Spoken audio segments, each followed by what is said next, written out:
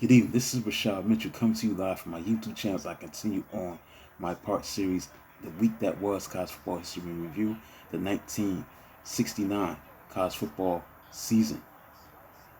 This is week number 6, October 25th, 1969. Let's get into it. Louisiana State beat Auburn 21-20. Louisiana State was number 9 in the country, and they beat number 14 Auburn 21-20. Hard-charging defensive undefeated LSU blocked field goal and conversion and trumping nation's leading defensive Auburn. Now, in the game's first scrimmage play, LSU struck for a 62-yard touchdown pass from tailback Jimmy Gilbert to wide receiver Andy Hamilton. But Auburn countered with a 74-yard touchdown drive. Klansman defense soon made two mistakes that cost it dearly. Trade of second quarter touchdowns left 14-14 halftime deadlock. A Bengals 2-yard touchdown pass by sub quarterback Mike Hillman had resulted from roughing kicker penalty on kicker Mark Lumpkin's wide left 44-yard field goal try. Auburn's second defensive miscue came on 3rd and 15 at its 36-yard line, but a pass interference was called on defensive back Merrill Shirley, which provided first down at Auburn's 26-yard line. LSU tailback Alan Shorey soon plunged for touchdown in the middle of third quarter.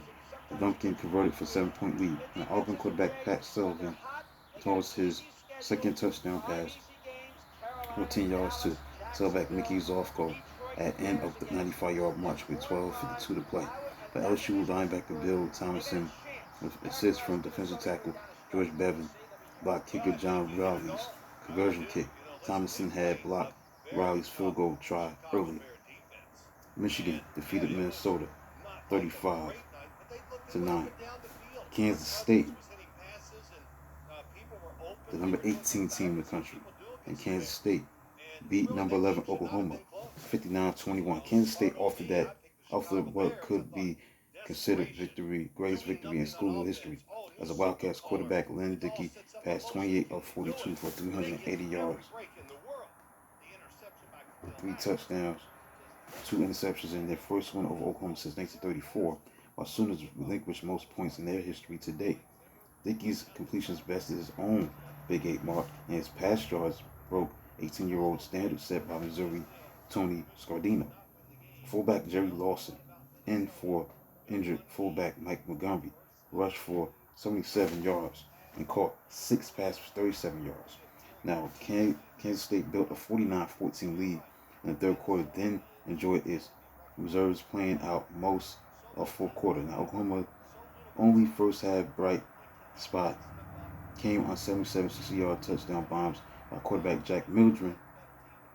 Sooners still harbored hope, trailing 28-14 at halftime, especially since they had gifted 2 scores by losing fumbles at their 15 and 17-yard line. Midway in the third quarter, K-State defensive back Henry Hawthorne took a punt 37 yards to set up Dickey's 26-yard touchdown arrow to end Bob Long, and route began.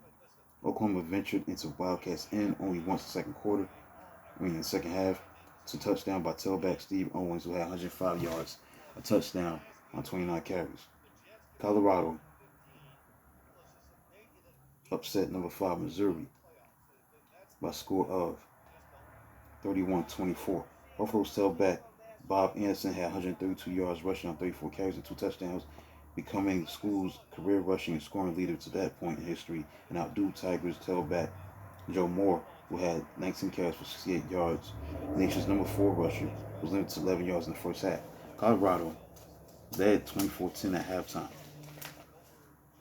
Number 5 Missouri had struck in the second quarter for a 75-yard touchdown from quarterback Terry McMillan to wide receiver Mel Gray, but it was soon matched by Colorado sub quarterback Paul Arend, who made most of his 10 plays when new starting quarterback Jimmy Bratton got banged up. So Arend pitched 79-yard touchdown pass to end Monte Huber and scored from 6-yard line all in the second quarter. Now, Tigers were forced into uncharacteristic passing game in the second half as McMillan made sneak and found and John Henley for 13-yard touchdown in the fourth quarter. But Bison linebacker Phil Erman, brother of golfer Hale Erman, and defensive back Eric Harris preserved 7-point lead with fourth quarter interception. Houston defeated Mississippi, the number 17 team in the country. This is an upset right here. 25-11. Short nearsighted quarterback Gary Mullins affected yesteryear revenge of the Nerds as he ran and passed for critical touchdowns for rebounding Houston. Cool quarterback Archie Manning, big man on campus for Mississippi, could manage only 11 for 29 for 137 yards, a touchdown in the air. Big difference, however, was booming ground game of the Cougars, which outflanked Ole Miss 351 yards to 83 yards. Next, Stanford, the number 19 team in the country, played against number 6 UCLA, and this matchup resulted in the tie, 2020. Undefeated UCLA needed linebacker Mike Ballou's game-ending field goal block to save the tie. Now, Stanford quarterback Jim Plunkett pitched 2 touchdown passes to wide receiver Randy Lataha as Indians built a 17-6 halftime lead. Quarterback Dennis Dummett's third short touchdown run boosted the Bruins to a 20-17 lead in the fourth quarter. And kicker Steve Horowitz's 30-yard field goal tied it before UCLA reached Stanford on their territory on halfback Mickey Curitan's run. Holding penalty forced missed Bruins field goal, which was followed by Ballou's block of 32 yards field goal tried by Howard. Next, Southern California, the number 17 in the country, beat Georgia Tech 29-18. Yellow Jackets 3-touchdown underdog had number 7 USC shaking in his boots at 18-15 with 3 minutes to play. Georgia Tech had bounced to the 10-0 lead in the second quarter on kicker Jack Moore's 32-yard field goal at the defensive back Jeff Ford made a 44-yard interception return, and quarterback Charlie Dudish, fourth down, 23-yard touchdown pass to running back Brent Cunningham, and Trojans earned a quick 15 points as tailback Terrence Davis, the tailback of USC, had 93 yards rushing, 2 touchdowns on 23 carries, and quarterback Jimmy Jones starred. Jimmy Jones had 2 touchdown passes. Jackets defense was led by tackle Rock Perdoni, linebackers John Riggle and Bill Flowers, and defensive backs Ford and Mike Wysong held its own through third quarter until USC sub quarterback Jim Fassel, the future head coach of the New York Giants and head coach of Utah, was picked off by Tech defensive tackle Wayne Lersey at Troy 13-yard line. So Dudish soon scored an added 2-point pass for 18-15 lead, fourth quarter lead, with 5:22 to play in the game. So Jones who had already been flattened for a minus 46 yards while trying to pass, appeared hemmed in, but escaped to spiral long pass to wide receiver Sam Dickerson. Dickerson had 6 catches for 138 yards and 2 touchdowns, who dramatically wriggled away for 55-yard score.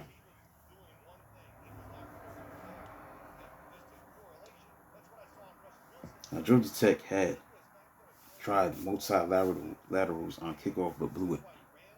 Trojans recovered bobble at Jackets' 9-yard line, and Davis scored on the next snap. And finally, Utah beat Oregon State by score 7-3 in Portland. Surprising, Utes won their 5th straight game on late 81-yard rallying drive to touchdown. Utah fullback Dave Smith made 39-yard run. Quarterback Clint Harden clicked on a 21-yard pass to end Jim Brown to bring Utes inside Oregon State 10-yard line late in the fourth quarter. Now Smith shot through the right side of his line 3 plays later for 11-yard touchdown. Utes had taken first lead in the defensive struggle on kicker Mike Neal's 33-yard field goal in the third quarter. It was only the second time that Oregon State had lost to Utah in the 10-game series to date. So that includes a look at the games that were played on October 25th, 1969 for Week 6, 1969 college football season, the week that was. For Week 6 on October 25th, 1969. Let's get into the October 27th AP poll. Number 1 was Ohio State. Number 2, Texas. 3 was Tennessee. 4 was Arkansas. 5 was Penn State. 6 was Southern California. 7, Florida. 8, Louisiana State. Number 9, UCLA. Number 10, Notre Dame. 11, Georgia. 12, Kansas State. 13, Purdue. 14 was Missouri. Number 15 was Wyoming. 16 was Stanford. 17, Auburn. Number 18, Colorado. Number 19, Air Force. And number 20, Michigan. So that concludes a look at Week 6, the games that were played on October 25th in 1969. Please like and subscribe to the channel.